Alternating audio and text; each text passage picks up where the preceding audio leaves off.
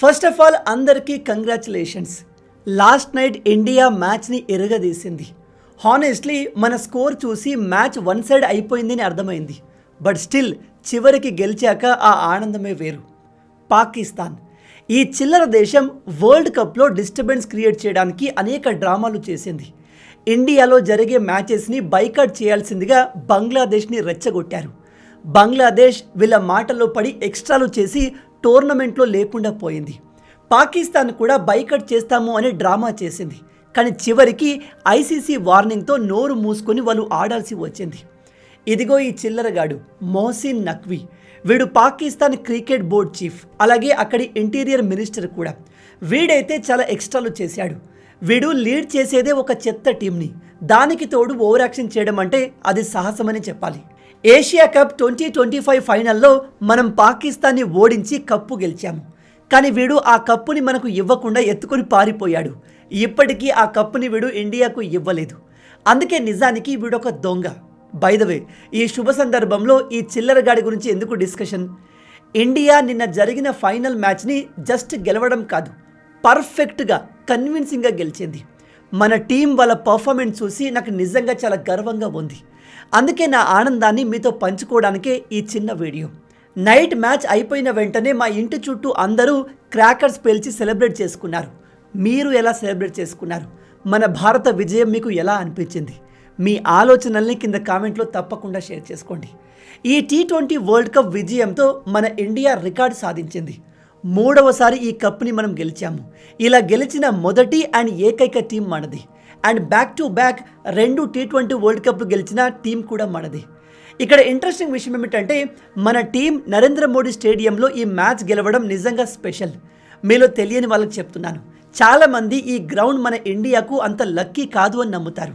ఎందుకంటే మనం ఈ గ్రౌండ్లో ఎక్కువగా ఇంపార్టెంట్ మ్యాచెస్ని లాస్ అయ్యాము. అందుకే ఈ గ్రౌండ్ మనకు అన్లక్కీ అని చెప్తారు. బట్ గ్రౌండ్లో ఏముంది, మన టీం పర్ఫార్మెన్స్ బెటర్గా ఉంటే ఏ గ్రౌండ్లో అయినా గెలవచ్చు అని ఇప్పుడు ప్రూవ్ అయింది. ఈ టోర్నమెంట్లో మన ఇండియా 16 క్యాచ్లు మిస్ చేసింది. ఈ టోర్నమెంట్ మొత్తంలోనే ఎక్కువగా క్యాచ్లు మిస్ చేసిన టీం మనదే. అయినా కూడా మనం గెలిచాము. ప్రజెంట్ పాకిస్తాన్లో అక్కడి ప్రజలు టీవీలు పగలగొడుతూ ఉంటారు. అదేంటో పిచ్చి సాంప్రదాయం. వాళ్ళకు ఇండియా గెలిచినా లేదా వాళ్ళ టీం ఓడిపోయిన వెంటనే టీవీలు పగలగొడతారు. ఇలా టీవీలు పగలగొడితే వాళ్ళకి కదా నష్టం. ఈ చిన్న లాజిక్ని వాళ్ళు ఎలా మిస్ అవుతున్నారు? బట్ వాళ్ళకంతా బుర్రలు లేవు కాబట్టి టీవీలు పగలగొడుతూ ఉంటారు. ఆ దేశంలోని 4 more players and present players కూడా మన టీంని కావాలని టార్గెట్ చేస్తూ మాట్లాడారు. ఒకసారి ఈ ఆర్టికల్ చూడండి. వీడి పేరు మొహమ్మద్ అమీర్. వీడు ఎంతో కాన్ఫిడెంట్గా చెప్తాడు ఇండియా ఖచ్చితంగా T20 వరల్డ్ కప్ సెమీస్కి క్వాలిఫై కాదు అని. అలా ఎందుకు అంటే ఇండియా బ్యాటింగ్ చాలా వరస్ట్గా ఉంది అని చెప్తున్నాడు. మరి ఇప్పుడు వీడు తల ఎక్కడ పెట్టుకున్నాడు? మరి ప్రజెంట్ మన ఇండియాలో క్రాకర్స్ పేల్చి సెలబ్రేట్ చేసుకుంటున్నారు. సేమ్ పాకిస్తాన్లో కూడా సెలబ్రేషన్ జరుగుతున్నాయి. కానీ అక్కడ నిజమైన బాంబులు పేలుతున్నాయి. పేల్చేది పాకిస్తాన్ వాళ్ళు కాదు, ఆఫ్ఘనిస్తాన్ వాళ్ళు. ఆఫ్ఘనిస్తాన్ ఆర్మీ బార్డర్ ఏరియాలో పాకిస్తాన్ సైనికుల్ని వేటాడి మరీ అంతం చేస్తోంది. ప్రజెంట్ మన భారత డామినెన్స్ అన్ని రంగాల్లో కనిపిస్తుంది. మన ఎకానమీ వేగంగా అభివృద్ధి చెందుతుంది. టెక్నాలజీ విషయంలో, ఎస్పెషల్లీ వెపన్స్ టెక్నాలజీ విషయంలో మనం వేగంగా ముందుకు వెళ్తున్నాం. అండ్ క్రికెట్ విషయంలో అయితే మనం అన్స్టాపబుల్గా మారాము. మోర్ ఇంపార్టెంట్లీ నేను ఈ టోర్నమెంట్లో నాకు బెస్ట్ అనిపించిన కొంతమంది ప్లేయర్స్కి సెల్యూట్ చేయాలి అనుకుంటున్నాను. మీకు బెస్ట్ అనిపించిన ప్లేయర్స్ నేమ్ కూడా కింద రాయండి. వాళ్ళు ఎందుకు బెస్ట్ అనే విషయాన్ని కూడా ఎక్స్ప్లెయిన్ చేయండి. నా ప్రకారం ఫస్ట్ ప్లేయర్ జస్ప్రీత్ బుమ్రా. నిజంగా salute man, what a bowling. ఇతని పర్ఫార్మెన్స్ చూస్తుంటే ఇతను నాకు మనిషిలా అనిపించలేదు. ఏదో హైలీ పవర్ఫుల్ ఏలియన్ లాగా వేరే గ్రహం నుంచి తీసుకువచ్చిన పర్సన్లా పర్ఫార్మెన్స్ ఇచ్చాడు. బౌలింగ్తోని మ్యాచ్ రిజల్ట్స్ని మార్చేశాడు. టెస్ట్ క్రికెట్లో మనోడు బెస్ట్ అని ప్రూవ్ చేసుకున్నాడు. T20లో కూడా సేమ్ మెయింటైన్ చేయడం మామూలు విషయం కాదు. ఫైనల్లో 4 వికెట్లు తీయడం నిజంగా గ్రేట్. నా ప్రకారం మన ఇండియా టీం ఫైనల్కి చేరడంలో ఇతను కీ రోల్ ప్లే చేశాడు. ఎందుకంటే ఇంగ్లాండ్తో సెమీఫైనల్లో ఇతను వేసిన లాస్ట్ ఓవరే మనల్ని ఈ ఫైనల్ వరకు తీసుకువచ్చింది. నిజంగా బూమ్రా ఒక అద్భుతమైన ప్లేయర్. ప్రీవియస్లో కూడా మంచి బౌలర్స్ ఉండేవారు. ఉదాహరణకి షేన్ వాన్, అనిల్ కుంబ్లే ఇలా చాలామంది ఉన్నారు. కానీ నా ప్రకారం బూమ్రా వాళ్ళకంటే బెస్ట్. ఆ టైంలో టెక్నాలజీ అంత ఎక్కువగా ఉండేది కాదు. దాంతో బౌలర్లు ఎలా వేస్తున్నారు, బాల్ని ఎలా పట్టుకుంటున్నారు, వాళ్ళ టెక్నిక్ ఏంటి అనేది త్వరగా రివీల్ అయ్యేది కాదు. కానీ ఈ కాలంలో అన్ని వైపులా 360 డిగ్రీ కెమెరాలు ఉండేసరికి బౌలర్స్ యొక్క అన్ని టెక్నిక్స్ని, అతను బాల్ ఎలా పట్టుకుంటున్నాడు, ఎలా వేస్తున్నాడు, బాల్ని ఏ విధంగా స్వింగ్ చేస్తున్నాడు, ఇలా ప్రతిదీ వీడియోస్ ద్వారా అపోనెంట్స్ ముందే అనలైజ్ చేస్తున్నారు. ఇలాంటి టైంలో కూడా మనోడు ఈ లెవెల్లో బౌలింగ్ వేయడం అప్రిషియేట్ చేయాల్సిన విషయం. అందుకే ఈ వరల్డ్ కప్ గెలవడంలో బూమ్రాది ఒక కీలకమైన రోల్ అని నాకు అనిపించింది. పాకిస్తాన్ మ్యాచ్లో, సెమీఫైనల్ మ్యాచ్లో అండ్ ఇప్పుడు ఫైనల్ మ్యాచ్లో కూడా ది బెస్ట్ పర్ఫార్మెన్స్ ఇచ్చాడు. ఇక రెండవ కీ ప్లేయర్ సంజు శాంసన్.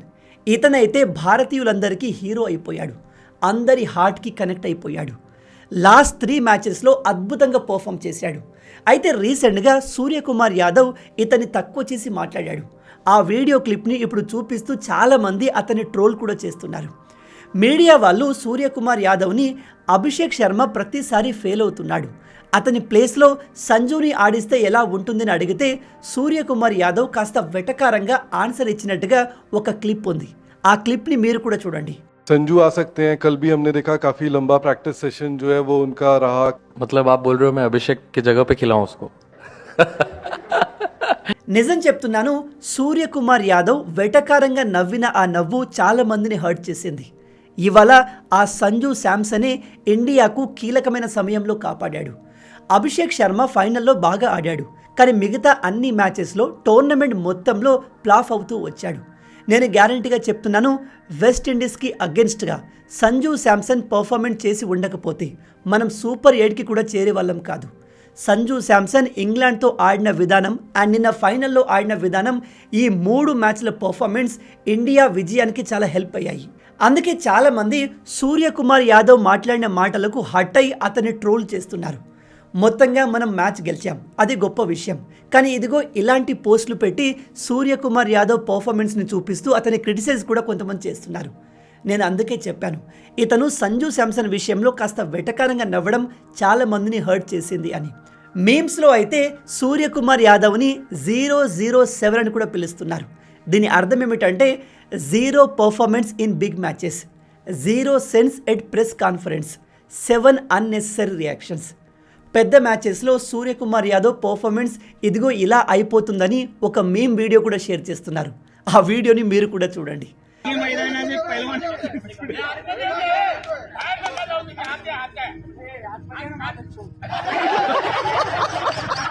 మరి ఇంతగా ట్రోల్ చేయాల్సిన అవసరం లేదు, బట్ ఓవరాల్గా మనం మ్యాచ్ గెలిచాం, that is really good thing. కానీ సూర్యకుమార్ యాదవ్ నిజంగా తనను తాను చాలా ఇంప్రూవ్ చేసుకోవాల్సిన అవసరం ఉంది. ఎస్పెషల్లీ తన బాడీ లాంగ్వేజ్, ఇతరులతో మాట్లాడే విధానం, మోర్ ఇంపార్టెంట్లీ ప్రెస్లో బిహేవ్ చేసే విధానం. ఎందుకంటే ఇతని బిహేవియర్ ఈ మధ్య కాస్త అందరికీ యారోగెన్స్ లాగా కనిపిస్తుంది. మనిషి మంచోడే, బట్ ఆ బిహేవియర్ జనాలకు వేరేగా అర్థమవుతుంది. ఇక్కడ సూర్యకుమార్ యాదవ్ గుర్తుపెట్టుకోవాల్సిన ఇంకో విషయం ఏమిటంటే, మనం ఈ టోర్నమెంట్లో చాలా ఈజీగా కన్విన్సింగ్గా ఫైనల్ దాకా రాలేదు. ఫస్ట్ మ్యాచ్లోనే అమెరికాతో గెలవడానికి ఇండియా కాస్త ఇబ్బంది పడింది. చిన్న చిన్న టీమ్స్తో కూడా ఇండియా స్ట్రగుల్ అవుతున్నట్టుగా అనిపించింది. అసలు సూపర్ 8కి చేరుతుందో లేదో అనే అనుమానం కూడా స్టార్ట్ అయింది. వెస్టిండీస్ సౌత్ ఆఫ్రికాతో గెలిచి ఉంటే మన పరిస్థితి వేరేగా ఉండేది కావచ్చు. ఇంత క్రిటిసిజం తర్వాత సంజు శాంసన్ని టీంలోకి తెచ్చి ఉండకపోతే పరిస్థితి ఎలా ఉండేది అనేది ఆ దేవుడికి తెలియాలి. ఇక మనం సెల్యూట్ చేయాల్సిన 3వ పర్సన్ ఈశాన్ కిషన్. నిజానికి ఇతనికి టీంలో ప్లేసే దొరకలేదు, మెంటల్ ఇష్యూస్ని కూడా ఫేస్ చేయాల్సి వచ్చింది. అలాంటి సిచ్యువేషన్ నుంచి ఇతను ఇచ్చిన comeback amazing. Not only batting, ఇతను పట్టిన క్యాచెస్, చేసిన ఫీల్డింగ్ అద్భుతం.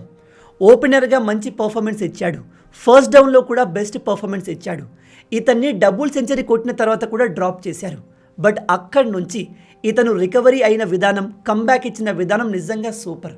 అందుకే ఈశాన్ కిషన్కి కూడా సెల్యూట్. 4వ వ్యక్తి నా ఒపీనియన్ ప్రకారం అక్షర్ పటేల్. ఒకసారి ఈ మేమ్ చూడండి. Bapu in 1930 salt, Bapu in 2026 assault.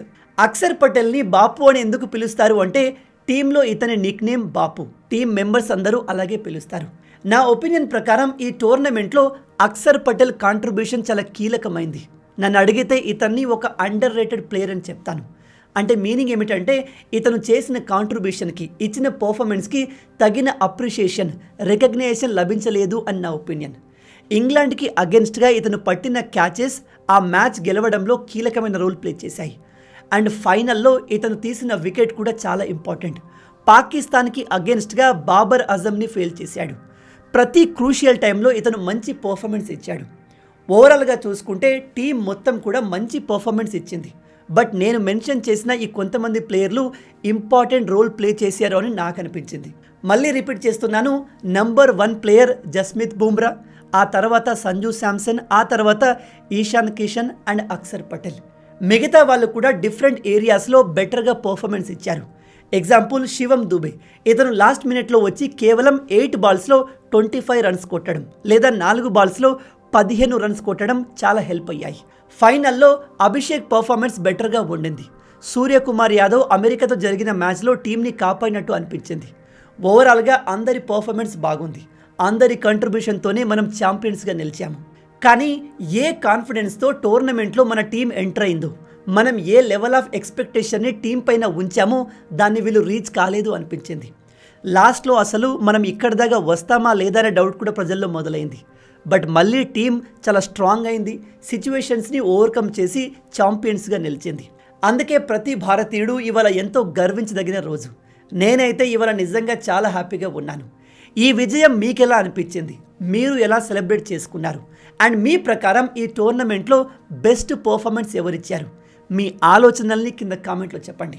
మొత్తంగా ఇవి ఈ వీడియోకి సంబంధించిన పూర్తి విషయాలు. ఈ వీడియో మీకు నచ్చింది అనుకుంటున్నాను. నచ్చితే అలా ఊరికే చూసి వెళ్ళిపోకుండా వీడియోని లైక్ చేసి మన ఛానల్ని సబ్స్క్రైబ్ చేసుకోండి. రాబోయే వీడియోలో ఇంకో ఇంట్రెస్టింగ్ టాపిక్తో మళ్ళీ కలుద్దాం. అంటిల్ దెన్, జై హింద్, జై భారత్, భారత్ మాతాకి జై.